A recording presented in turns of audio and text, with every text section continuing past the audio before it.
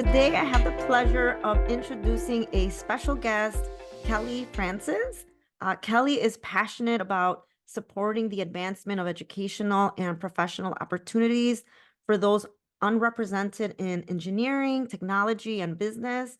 She grew up in the southwest suburbs of Chicago and graduated from the University of Illinois Urbana-Champaign, where she majored in Spanish and business administration with a concentration in international business. Kelley has spent the last 15 years working full-time in the nonprofit industry, championing equitable opportunities in business and education for underrepresented populations. She enjoys traveling, hosting events, all things theatrical, animals, and most especially spending time with family. Buenas tardes, Kelley. Gracias, ¿cómo estás? Muy bien. I am so excited to have you on the show today. And I have to say that it's always fun to connect with a fellow Spanish major.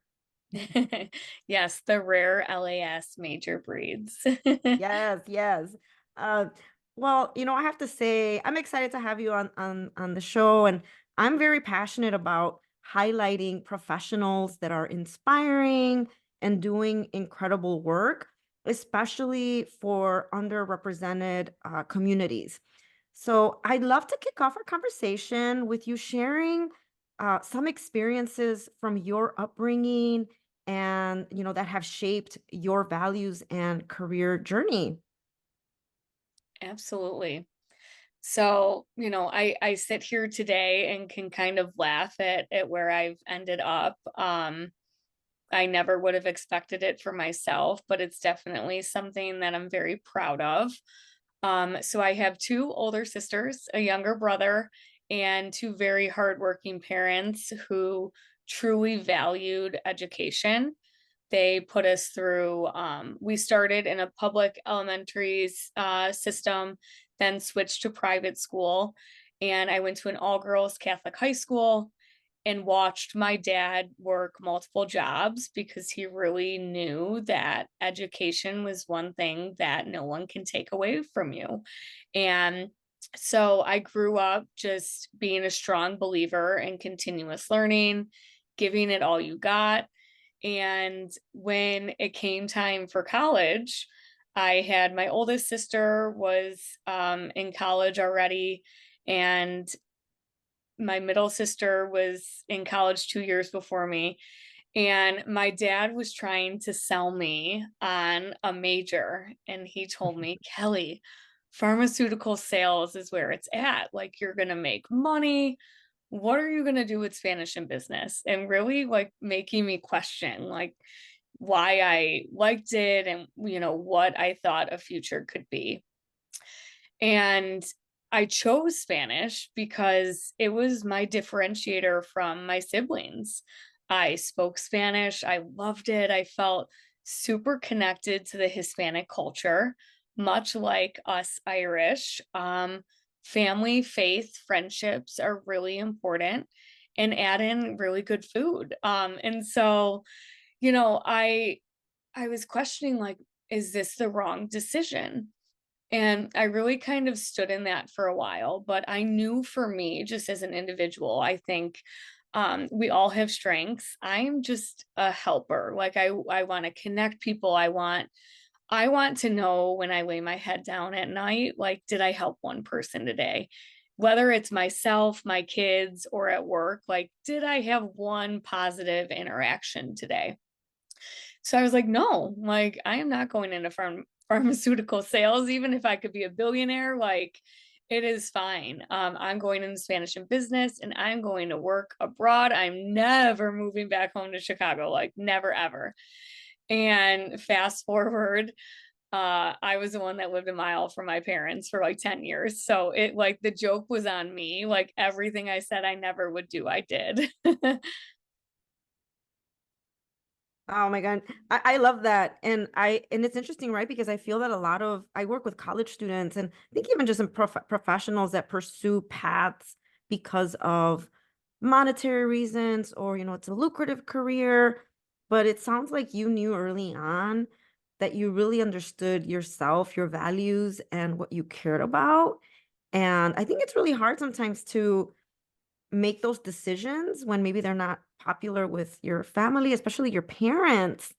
And so I'm curious to know what I know you said you wanted to help people, but why the nonprofit industry, but particularly focusing your efforts on increasing Hispanic representation in the tech industry? Yeah. Great question. I mean, I have no clue. I ended up in the nonprofit industry, focusing on working with Hispanics and women and other underrepresented groups by happenstance. So, my freshman year, I was in a senior level Spanish class with Professora Ann Abbott. And I talk about her all the time because she honestly, I think, really fueled me. And I realize was a mentor and sponsor, whether she knew she was that for me. Looking back, that really is what she was. So she created a program at the University of Illinois called Spanish in Illinois. And it was matching Spanish major students with Spanish community nonprofits to essentially gain experience in the nonprofit industry, but to also give back to the Hispanic community. So through that, I was paired with my first ever internship that was at the Illinois Hispanic Chamber of Commerce. But even prior to like the getting selected, I had these questions of doubt and, fear of would I even get accepted? And I went to her after class one day and I said, I really want to apply, but this is a senior class. Is this only for seniors? And I was told, never discount yourself, give yourself the chance. And even if you're told no, like try again. And I was like, yeah, you're so right. I'm going to at least apply and they could love me, they could hate me, and that's fine. Like, I think at the end of the day, I am authentically me, whether people like it or not, always. And so I applied. I was matched along with another student, and we ended up at IHCC in Pilsen, and I loved it. And I think that was kind of my first foray into the nonprofit world and even just really kind of Hispanic focused work. The Chamber of Commerce, the Illinois Hispanic Chamber of Commerce, was focused on supporting Hispanics, entrepreneurs, and business owners, giving them tools and resources that now, when I look back, I wish my dad, as a business owner and an entrepreneur himself, had to grow his own businesses. And so I took so much pride in that work. I loved every interaction with every business owner that I had and really grew kind of as a professional through my time there. So I interned there for 4 years, we started working there right after college and worked there up until I believe it was 2019. I had been the interim president and CEO. And when I say I wore every hat, I literally did. I was the intern, the coffee fetcher. I was a program manager, an event manager, the membership person, a community liaison, vice president, chief operating officer, and then interim president and CEO, to where I realized that it was kind of time for something new. When I parted ways with IHCC, I went on to lead another organization called Calculated Genius, which is in Chicago, focused on supporting women, STEMinists, to pursue careers in engineering and technology. And it is founded by the amazing Kimberly Moore, who is president and owner of KDM Engineering, one of the largest Black-owned engineering firms in Chicago. And having met her through IHCC and one of my good friends and past colleagues, Gabriela Garcia, I was really realizing the power of community and connection And for me, at Calculated Genius, giving back to people just like me, like, would I maybe have pursued a really lucrative career in engineering and technology if someone was helping show me all of the possibilities? Um, and I was called up one day a couple years in, by my first boss, who is the president of HITEC, to run the HITEC Foundation. And it's really kind of a full circle moment for me of I now get to lead an organization doing what I really love, which is connecting students to scholarships, mentorship, and career development support, and also kind of just living and breathing the things that got me through my own journey. Like I needed scholarships to pay for school. I needed mentors, whether it was in school or even in the workplace, individuals that will champion you, that will say your name when you're not in the room, but in like a really positive way. Um, that will extend a hand and like pull me up when I'm not my best, or give me really hard feedback, which is sometimes hard to receive, but really important. And then career development support, like I needed my first internship opportunity. Um, I needed to progress in my career and have individuals that would talk with me of like, what's next? Like, when are you going to move on? And challenge me too, because I have found at times I'm extremely loyal to a fault.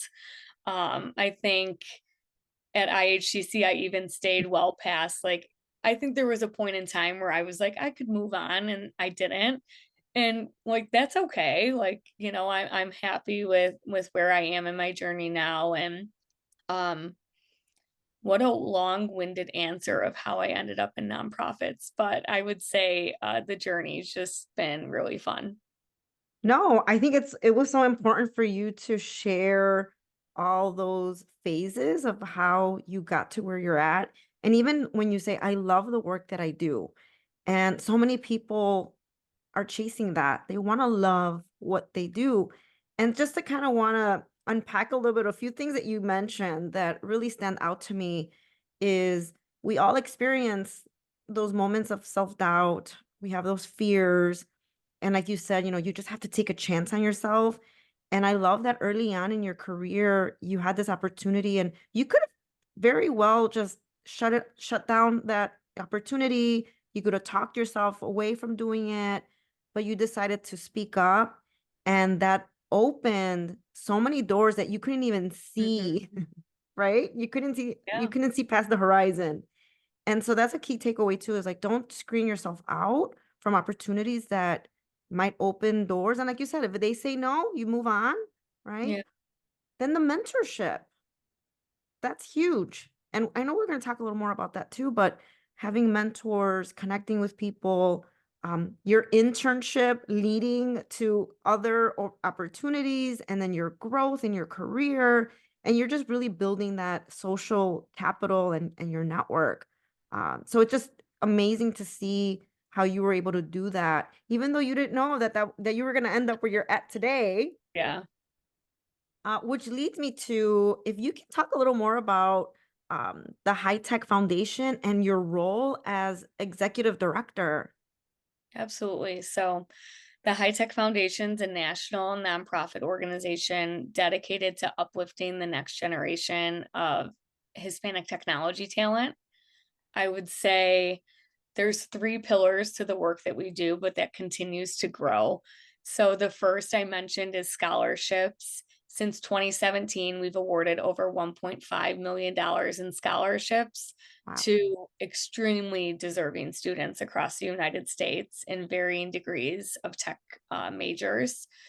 And I say that because technology touches every industry and every line of business. And so, as students who might be listening to this, or even young professionals, think, oh, tech, maybe that's not for me. It likely is. You're probably already utilizing technology in your daily job or doing something that is interfacing with the technology line of business. And so, don't discount it. Then the second pillar is mentorship. every one of our scholars and students in the HITEC Foundation network is paired with a mentor, a professional from the HITEC global community. And HITEC is the leading Hispanic Executive Council. So think the chief executive officers, CTOs, chief information officers for large companies, as well as just individuals kind of on the technology side of the house. And so these individuals are all about giving back. The HITEC motto is push up, pull up. So how you could push someone up from behind, but also extend your arm back and lift them up with you as you rise. And it's so important. So all of our students are paired with a mentor that will work with them throughout the year, help them put goals in place, and it'll look different for every student. Freshmen, will maybe be smaller goals or kind of baby step into a mentor relationship where we work with students all the way through to PhD level. And so they might have a greater kind of grasp and understanding of what they want to do once they graduate. And so their mentorship relationship will be a little bit different. And then the third pillar is career development support. So providing connections. We host a job fair every year. It was just on August 20th, which we had really great turnout from our students and amazing partners that showcased internship and early career opportunities for our students. And resume review, feedback, mock interviews. Essentially, I have an open calendar and students can schedule 30-minute blocks with me to connect and focus on goals that they want. And I would say those are my favorite meetings of the day. Yes. Just, meeting with students, it makes me feel a little bit younger. Every now and then they'll say something that brings me back to my college days, and I really miss it. No, that's incredible work that HITEC Foundation is doing. Now, from a perspective, right, because I work at a university and people that are listening might be career coaches, people that are working directly with students. What should we be aware of? How do we spread the word here? Yeah, so I mean, I can 100% share information with anyone interested, but most important is the scholarship opportunities. Mhm. We have three buckets, so $1,500, $2,000, and $5,000 scholarships. This year we had our largest ever scholarship class. When I started a little over 2 years ago, we were awarding 30 scholarships a year. And this year we awarded 130 scholarships. Wow. And so I'm saying it with a big smile on my face because there's so much pride in knowing that even $1,500 can have such an incredible impact on a student's life. For some of them, it could mean they could pay for their cell phone or for a new computer or their transportation to school and books and just thinking for me of like how transformational that could be on a young person's life. It makes me so happy every day. And so that's like an amazing accomplishment that I would say going from 30 to 130 is something I'm very proud of. That's And so amazing. and something that I think career coaches and career centers should be aware of, that it is a scholarship. There's an open board. It's on our website. I try and post on as many of the scholarship sites as possible. The Scholly app, scholarships.com, Go Mary, many of them were on there. But this year, in providing the largest number that we ever have also came with receiving the Mhm. highest number of applications. And so with that, it's the challenge of having a really, really good review committee who is aware of the qualifications and things that we value and why this scholarship is so important, because there were over 2,000 students that we had to decline, and that's really hard. So I would also say with their sponsors that, are interested in supporting the next generation, our future technologists, they could give me a call because I will take all of the money to give back to this community that I can. Yes, and again, like you said, there's such a need, and sometimes there are definitely a lot of financial barriers, and you are alleviating some of that so that students can discover the field of technology, especially again underrepresented groups. Now, you kind of had a call out here for sponsors, which yes, definitely there are people out there that can give back, but maybe people that maybe can't give back monetarily. Are there other ways that people can get involved? Yeah, so and in the sponsors, I joke because I'm almost like a broken record. I tell everyone that I meet from $5 to like $50,000, everything has an impact. And so even if you can't be a sponsor, your company can't, you could consider foregoing a cup of coffee and donating to our students, but also volunteering and giving back. So we have our mentors, and raising a hand or reaching out to me to review resumes, to be a part of mock interview sessions, those are all important. We also this year are starting a learning management system where all of our scholars will take place in kind of at their own pace virtual modules on like the art of negotiation, the art of what's possible, perfecting your LinkedIn and your resume.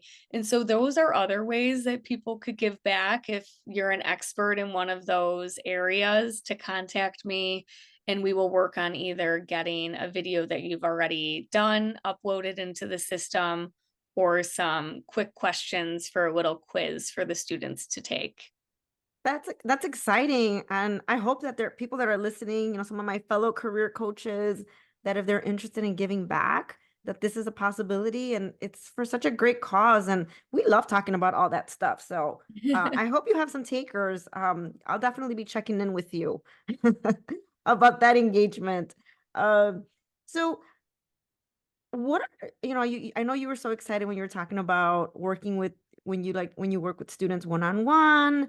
Can you share maybe a proud moment, something that you experienced with a student that has benefited from being a part of your program? Any story you'd like to share? Gosh, where do I even begin? There's so many. I mean, I'll speak to someone who's not a HITEC Foundation scholar, that is a relationship because of the organization that I was able to develop. So we have a partnership with the Cristo Rey Network, and I have the opportunity of having interns at the high school level from both Cristo Rey San Jose and Cristo Rey Chicago. Hmm. And so 2 years ago, when I had first started in the role, I was paired with a student in San Jose who then continued with me the next year and has since graduated. And, you know, the evolvement of our relationship from like supervisor and student to really kind of me taking on that own mentorship role and coaching her through her college application process and challenging her on things that I think I needed to challenge her a little bit on. But Eurydia is literally a rock star student. And when I think back to some of our first engagements, she was very shy and, introverted. And I think skeptical of like, what will this kind of work placement be like? And that's everywhere. Like, I don't say that lightly or in a negative way toward her, but as our relationship evolved, just seeing her really come out of her shell and the skills that she brings to the table and helping her to also identify them of, did you see like this communication that you got back to me? Wow, what an excellent job. And let's like make sure that that's on your resume as something that you did and you produced.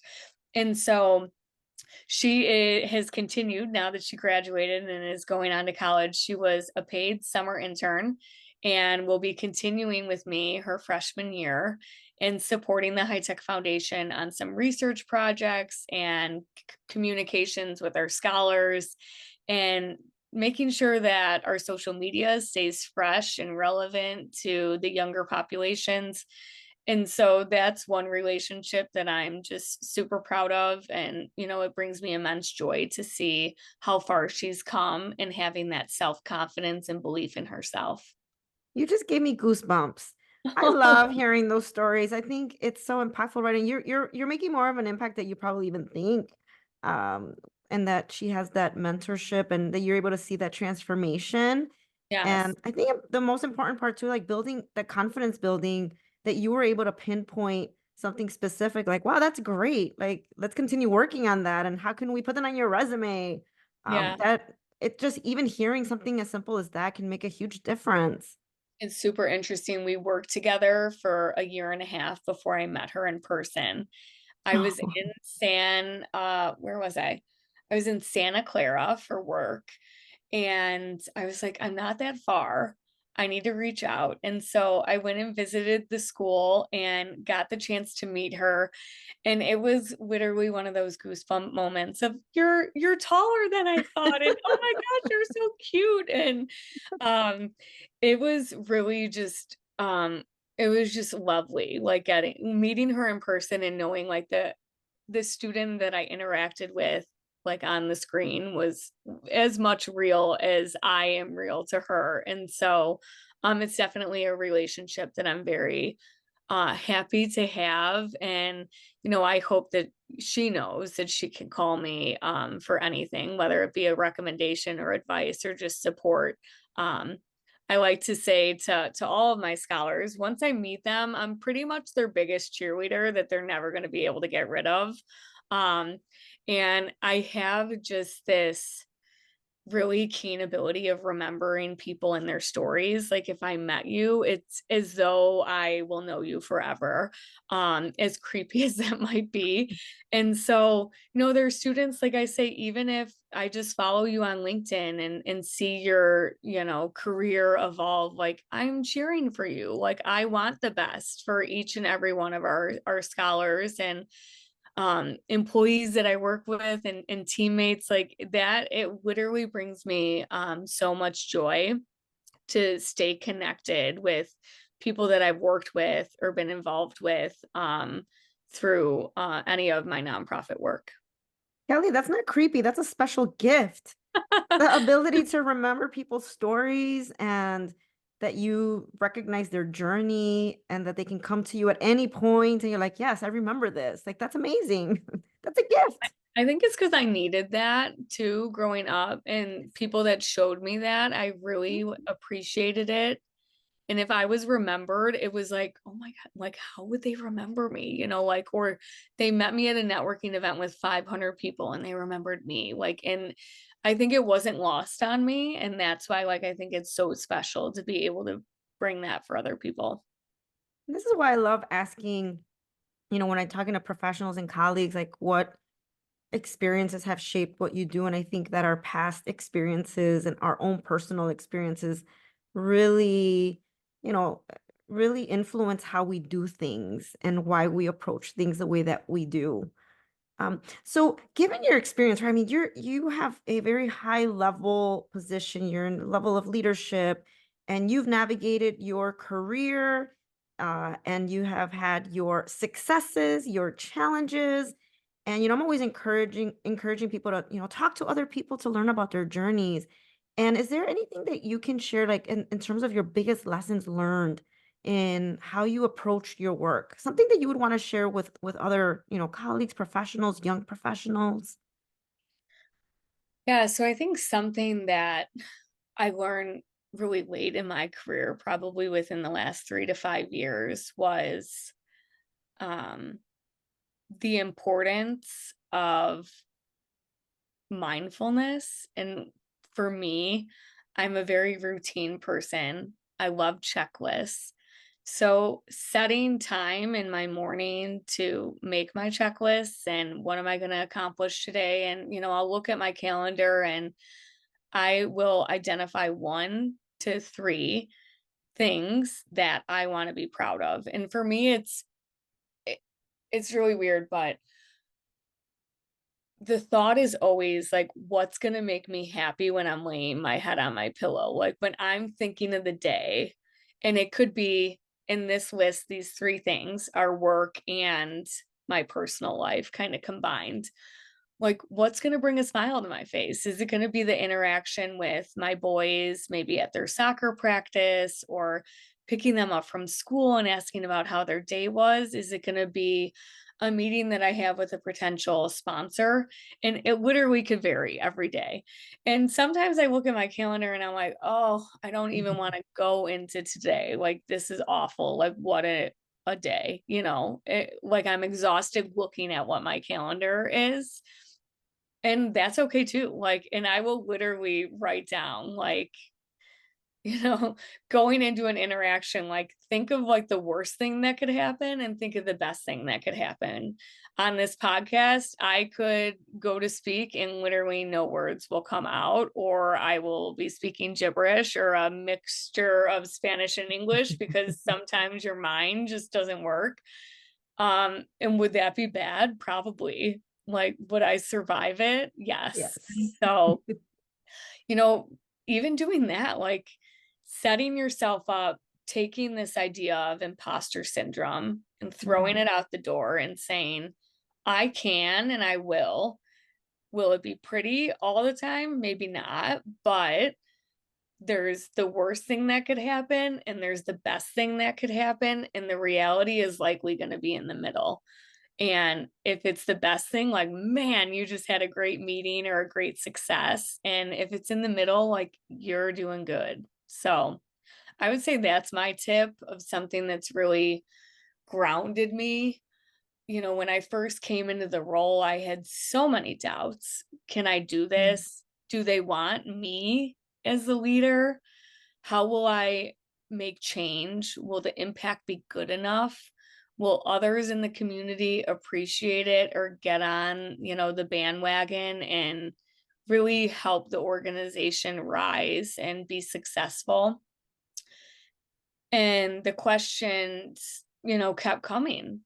Like, am I the right person? And it's okay to think that way.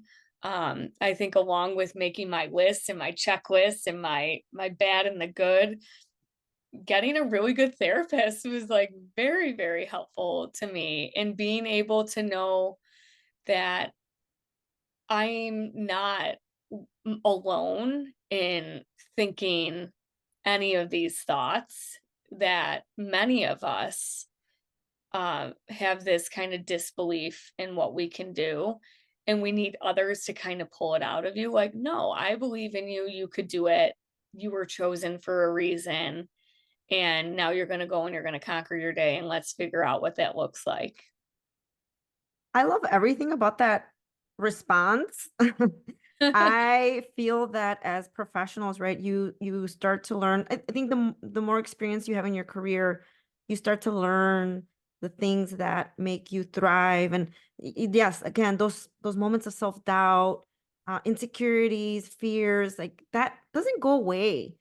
And it's just a way of figuring how do you navigate that so it doesn't stop you from pursuing the things that you want.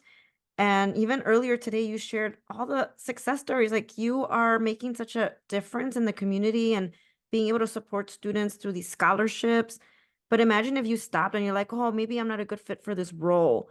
Who knows if anybody else could have produced that number of scholarships or built those relationships, but you are using your strengths and that you care about this mission and this work. And the other thing that I think is so important that you talk about is like asking for help and that it's okay to ask for help. I think a lot of times, especially women, we're afraid to ask for help and reach out and we kind of want to do it on our own. And like normalizing it's okay to go to therapy, talk to people, create your checklist or being mindful, these routines that work for you are so important in getting in making movement and getting the things that you need to get done. I love that. And in asking for help, two, identifying people on your team that maybe have a strength in an area that you maybe have a weakness, Yeah. and asking them to lead a project. And I think for me, I'm horrible at delegating. I say yes to everything and we'll figure it out.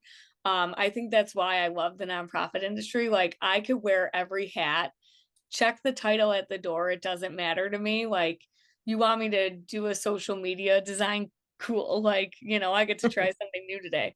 Um, but like also knowing that you have team members and other individuals in the community and in your Rolodex or on your iPhone or, on your LinkedIn.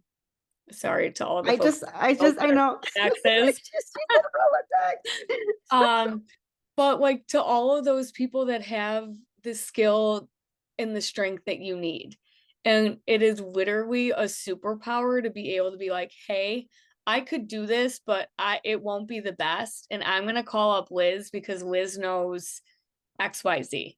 Um, and I think that is something probably within the last 5 years that I've really been like, I can do it all, but I don't need to. Like there's somebody else that does it better. And it's not that you have to pay for it. Like sometimes it's even like, hey, can you do this for me and I'll do this for you? Or, like a swapping of services and skills. And even in my personal life, can you pick up the kids and I'll do it tomorrow? Why not? Let's lean on each other. We're all in this crazy life together.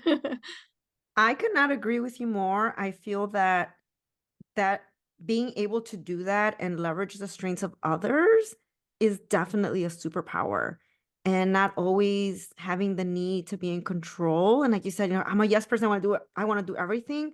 Then you stretch yourself out so thin, and that's when burnout happens. But when there are people on your team or colleagues that, like you said, maybe thrive and those are their strengths, why not? So like Yeah. letting go a little bit, right? Yes. I think that's such a great learning lesson, and so an important one that can really make a huge difference in your day to day as you evolve in your career for sure. All right. Well, you have shared so much great information and just insight into your own career journey. And I appreciate your transparency and vulnerability and sharing some of the things that you've experienced. And I'm just so excited with all the work that you're doing. And I can't wait to share with my students and my circles more information about HITEC Foundation. How can people connect with you? So I would say that the easiest is on LinkedIn. You will find me. I'm probably the only Kelley with an EY. Well, at least Kelley Francis. I joke that my parents did that to me to make life more difficult, but bring on the challenge. But so you could find me on LinkedIn, and there we'll be able to connect. I have almost an open calendar for individuals that are looking for additional support, whether it's in a resume review, mock interviews, getting connected with the foundation, even individuals maybe looking to donate. And you could find that on our website, hitechglobal.org/foundation. My contact information will be there. And yeah, I love to connect with people. The only question or only thing that I would say is be sure to let me know how you met me or learned of me.